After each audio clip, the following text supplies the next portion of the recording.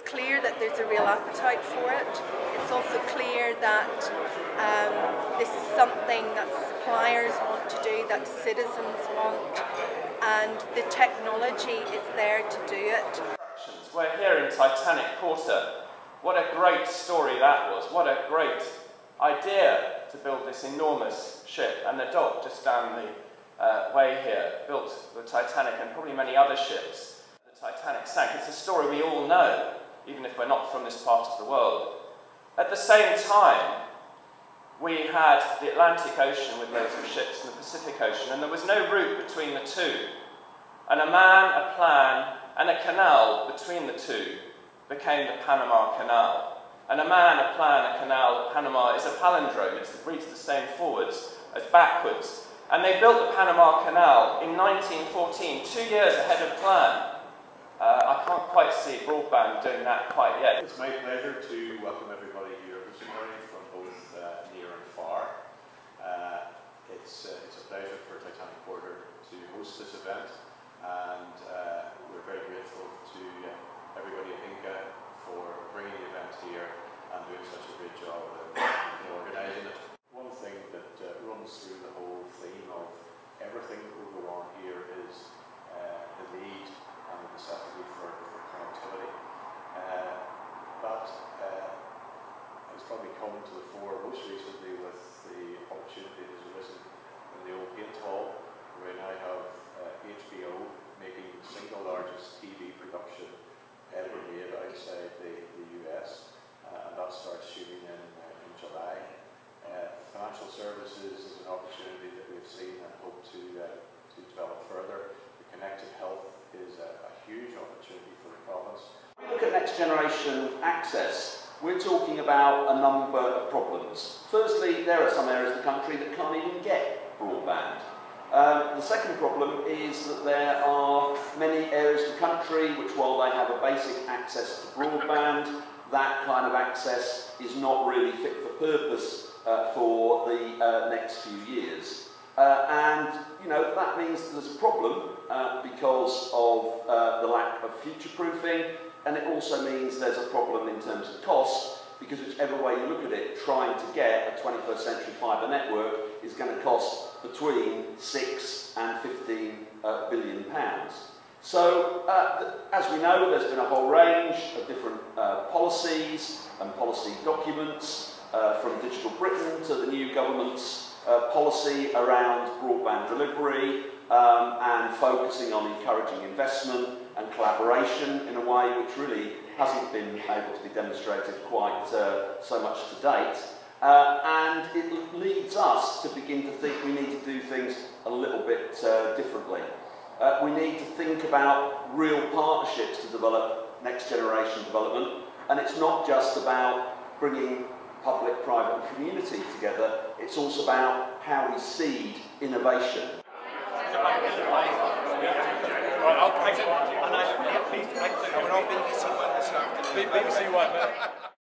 Interestingly, and the point Dave made earlier on, one of the most exciting aspects of that connection which lands at Portrush, Strand, it's a great place to go to, is not the way that it goes west, it's where it goes east. It goes east down into Southport and then up the Manchester Ship Canal, which the good people of North England happily built for us with great vision of the future over a century ago, and lands down near Media City, which allows the quarters here and the whole of Northern Ireland to be thought of as a digital content hub, to be in connection with one of the key content hubs and development centres of creativity in the island of Britain, which gives us a critical mass which should put us in a position to compete even more with the other people in the world in this space. Today's world is actually pretty simple. We have, for the most part, most people plug into Openreach and they get their internet connections, their telephone connections and everything else at one point or another through Openreach. If you live in the cities, you may well be able to pick up a Virgin Media cable connection, but the world is changing, and it's changing quite a lot. Ofcom has already said it would rather be a little bit less hands-on and a little bit further out of the way if it could be. But also, the big three are now being joined by quite a large number of other local access providers, people other than BT and Virgin.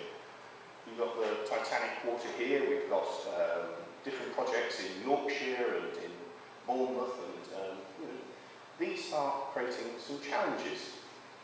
Probably not a lot of people know Draka. It's actually a fun year for us. We exist 100 years. It's the wire and cable company, draad en kabel in Dutch. So that's where the Draka comes from. That's what we do.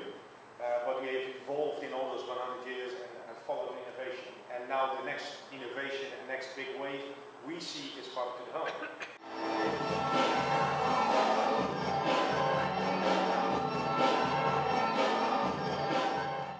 So the internet has been around for 14 years. What is the actual problem? This is what 14 years of lasers can do. But what's really happening is the convergence of all of these different platforms. So your TV is now your computer. Your computer is your laptop, your mobility, it all fits in your mobile phone. And all these devices are connected in together.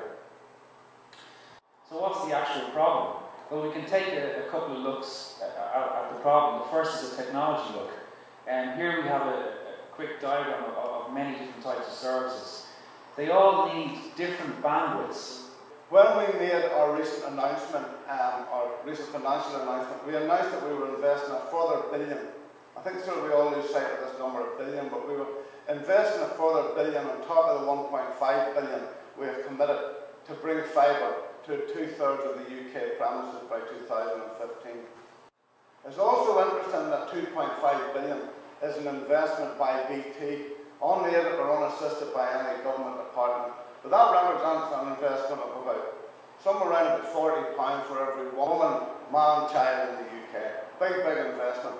As part of that investment, we're going to deploy 30,000 new cabinets and over 1,000 exchange areas. I suppose what I want to learn from today is how we can achieve greater speeds of broadband within rural areas for the benefit of our businesses. We don't want our business to be at a disadvantage. We feel there's a digital divide at the minute, and we don't want that to grow even further.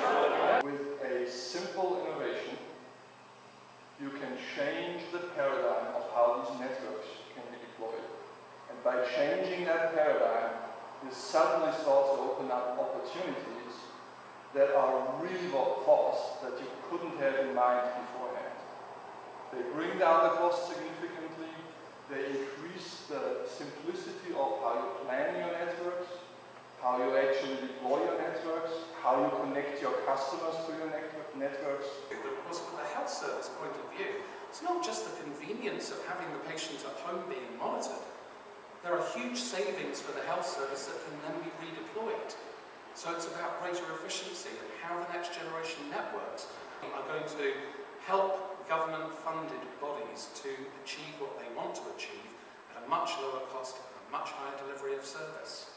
And people, right at the beginning of this, always want to know what's the business case. How does this make sense?